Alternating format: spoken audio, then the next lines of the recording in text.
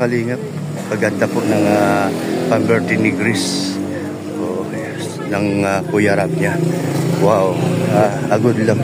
Kalingap Grace, no? Yan po, no? Hindi. Ganda. Yan. Check natin. Yan po. Check natin yung makina. Ayan. Pati. I-double check natin to dahil ito yung dream na car ni, ni Chris Matubang. Tumama kayo dito kanina? So, ito ayan. Tingnan natin to. Pati, sa tingin mo kaya, wala kay lagnat ito? Walang lagnat? Wala, malamig pa eh. Walang lagnat. Walang lagnat. Ha? Lagnat tayo. Pakay ko.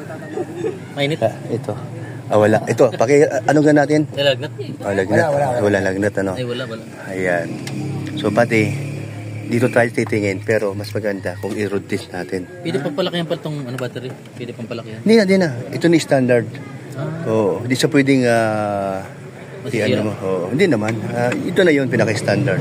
Wala ka nang babaguhin dyan. Di ba, pati? Super. Pati, yung langis. Hindi, okay naman bro. Bago ba? Kulant to. Malinis pa. Okay, malinis. Hindi pa man umitim. Hindi pa. Halatang hindi lang talaga ito ginagamit. Oo. Yung radiator, dapat din na alwa. Ayun. Ayan. Ayan. Radiator to? Ayan. Ayan. Ayan, kulant yan. Ayan. Hindi. So, nasa ng driver ang mayari ito para mapaandar natin. Siyempre, yung tunog ng makina, doon natin siya ibabase. Hindi, natawagan nila yung mayari. Oo, para sa ganun, ma-confirm natin kung nasa condition ba, pati. Importante, pati. Hindi, pandarin natin. Okay, pandarin talaga natin. Sige. Ayan. Yung susi, pandarin natin para doon natin ibabase sa ano. Sige, pati ikaw pati magano. Nandyan ba susi? O, nandyan pala. Okay, pandarin mo. Okay.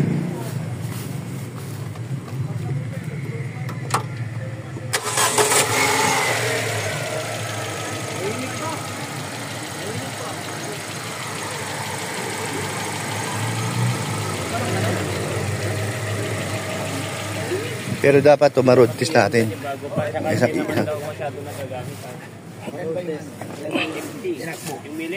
Ay, grabe ang baba. 50 pa lang. 51? 51 kasi 2020 yan ay. Okay na lang.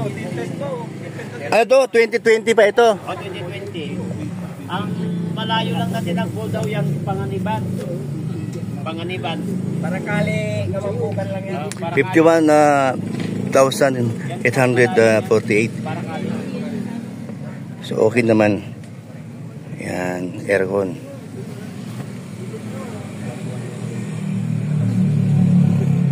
Tatasin mo daw po yung RPM. Huwag ka magkatapusan na.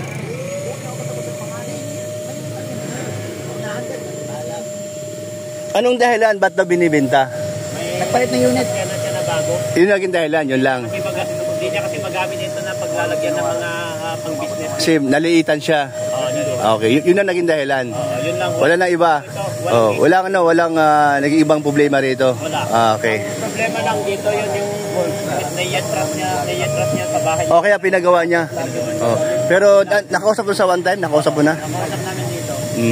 Walang issue daw ito. Kahit aksidente, walang issue. Ayun. Wala, no? Wala. Talagang binenta niya lang talaga. So, sariwa talaga siya. Kasi hindi na niya magagamit. Simula nung binili ito, wala sang ginawang pintura, yun lang. Wala, yun lang. Oh, maganda pa. Ha? Pinto, maganda. Hindi, pinto, maganda. Okay. Ano ba lalaki mayari? Lalaki. Para kali ang layo lang ng tinagpunit. Madalas. Oo. So, almost 5 years na rin. Sa inyo, 2020, di ba? Pero hindi sagsag. Hindi pa Oo. para kali lang daw.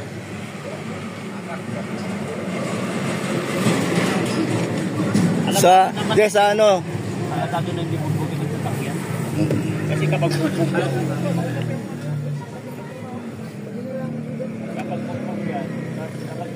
So, maganda. Maganda ang lamig. Chris, halika. Res, halika. I-road test kita. Dito lang, dyan lang, palabas lang. Ay, pwede ba yun? Ilabas natin? Okay lang sa may-mayari? Mamaya pagdating, Grace, ano gusto mo tong, alam mo to, ako mo tanongin mo, maganda, bagay sa'yo, pati kulay. Ha? Lamig, Chris. Ang lamig, ang sarap. ang luwag So, first time mo maka-drive ng kotse o hindi naman? So, ang lisensya mo, 1, 2? Okay. Ay, tika lang. Dapat 1, 2, 3. Tama ba? 1, 2, pwede na? Oo. Ito, pwede na 1, 2. Kasi ang 1, motor no? A1, A2. Hindi sa akin bago na. O, pwede na. Oh. Ano, nagustuhan mo to? Ha? Hindi nga. O, alam mo na to na pang-birthday ng kuya mo. Para sa'yo, pang-birthday daw ng kuya mo. Kakausap ko lang kanina. So, wow, no? So, good luck sa... Pero ingat ka, ha? O, wag ka masyadong kasasero, okay? Ano lang, cool sa pagmuniho. At huwag mong idaan sa mabilisan kasi aksidente baga iwas. Ano? Ang tawag dyan, defensive driving. Ano? Ang tawag dyan. Ayan. Lalay ka lang. Tapos, driving, easy drive. Oo. Ay, grabe.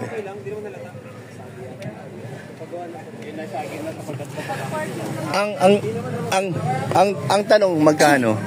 370. 370. Kung sa unit, panalo. Kondisyon, ganda ng aircon, malamig. Tapos yung kulay, tama lang, ganda. Fixed price niya, 380. Kasi tinawaran ko ng 350, hindi pumayag. Sinabi ko ng fixed price niya, 380. Hanggang doon na lang ako, sabi niya. O sa salubong na lang tayo, 370. 370. Tapos nag-isip, sige, pumayag naman. Pinaka-fix na yung 3.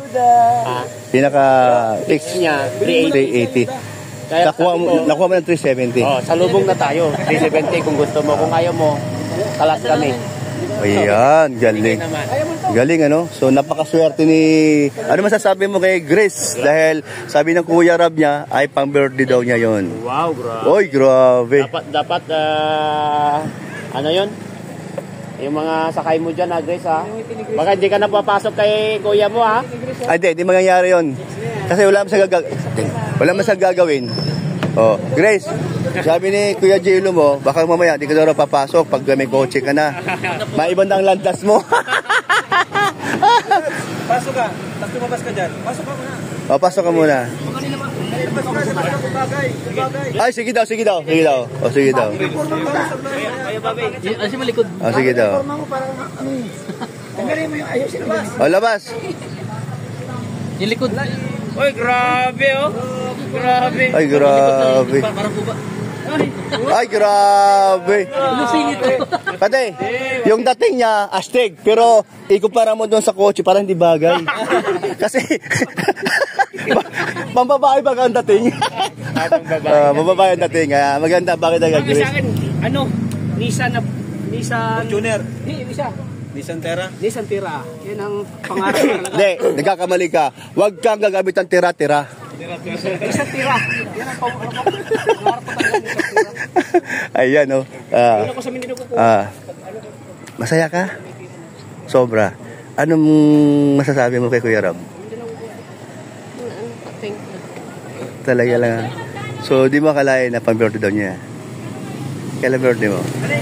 Yan pa po. Oh, yun na yun. Basta, kasi ito naman biglaan eh. Kumbaga sa mga surprising, hindi mo inaasahan. Hindi mo inaasahan. So, biglaan yun kasi, siyempre, bigla ang benta. Hindi mo pwedeng, tsaka na lang. Pag malapit na birthday ko, tsaka na lang bibili. Nandyan na. Diba? So, maganda, no? So, ikutin mo nga kung anong mapipil mo. So, ang ganda ng mugs niya, no? Alam mo yung gulong yan? Magandang ang mugs niya. Alloy, kung tawagin. Alloy, no? So, ayan, no? Kalinga Prab, nagpasalamat siya. Masaya sa advance pang birthday mo sa kanya. Grabe.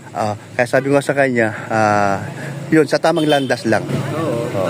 Kaya natutuwa naman tayo na siya ay nandun na makakasama po natin. Oo, nako, wow, galing. Salamat kay Kuya Rob. Talagang Pangsundo sa mga Kalingap Angels. isa pa yun. Oo. Siyempre, di mo pwedeng pabayaan yung mga Kalingap Angels, no? Galing. Yan, thank you. So wala pa yung may-ari. Mapunta daw po siya. Mapunta raw siya.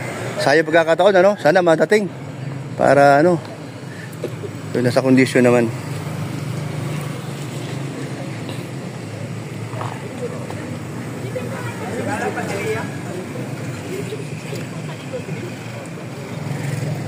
Ganda ng kulay. Ganda nga. Bababagay kay Grace. Talagang bagay sa kanya. So meron pala siya talagang mission. Kaya bilhin sa kanya ito. Ang mission niya ay minsan ay magsundo sa mga Kalingap Angels. So, maganda 'yon. Maganda 'yon. Siya na ang magsusundo. Oo, totoo 'yun. Mga kasi siyempre di naman lahat kasi kayo madami kayong pinupuntahan, dami kayong sinusundo. Eh siyempre di naman basta-basta po alalayo baga. Oo, maganda sa kanya 'yan para. Ayan. Wow, grabe talaga naman. Very good talaga. Saan na kayo siya?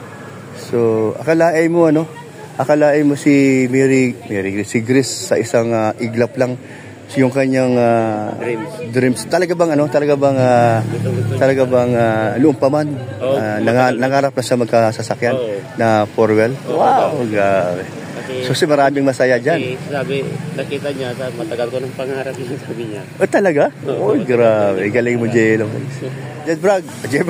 Jebrad, ano masasabi mo sa regalo ni Kuya Rab niya sa coaching, ganito, kaganda, sariwa pa? Ganda po, bagay Bagay na bagay sa kanya. Lalo na natagatid sa dito na. Ayan. Okay. Bukod sa bagay, doon sa kanyang bagong, sana nga, mabili ngayon o makausap yung may-ari. Ano pa ang papayo mo sa kanya? Lang. About sa pag-drive? Siyempre, sa pag-drive, na yun eh. Lagi na yung sinasabi. Sa pag-drive. Mag-ingat. Mag-pray lagi. Ayun, ang ganda ng natumbak mo. Bago pumasok ng kotse. Bago umalis. Ikaw, Kuya Jello, para kay Grace. Sa bagay, alam niya naman na siguro sa mga rules sa kalsada yan. Kasi hindi naman makakuha ng license yan kung hindi niya alam yung mga rules sa pero kalsada. Pero kung makita nyo man siya na sa kalsada, nagdadrive na siya, nandun kayo sa likod, anuman, o kaya di niya alam nandun kayo, pag sa tingin mo ay masyadong reckless, payuhan nyo na lang.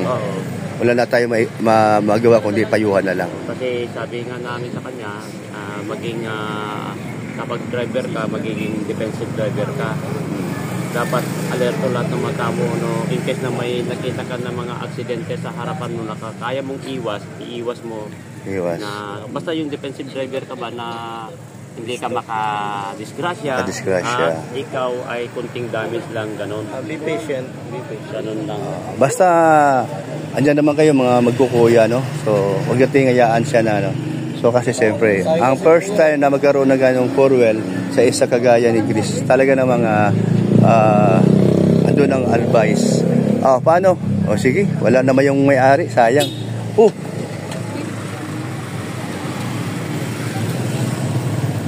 Duman sila. Saan kayo pupunta yun? Ayan. Wala yung may-ari. Baka bukas sila siguro. Sayang, ano?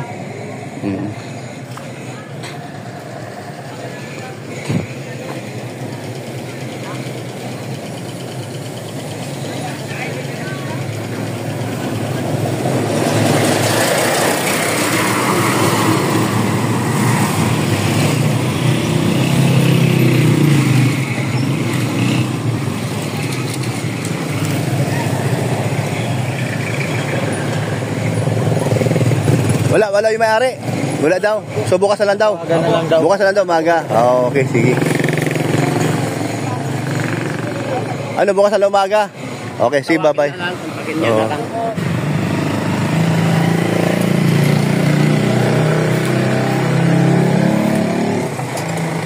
Bye-bye. Hindi ko muna i-upload hanggang di ka mauna. Okay na? Salamat. Thank you. Okay. Yan po, no? Ayun po, salamat po. At siyempre, bukas po na rin babalikan at bukas ako mag-usap doon may-ari ng kotse. Ayan, no? Sige po, salamat po. Thank you sa inyong lahat.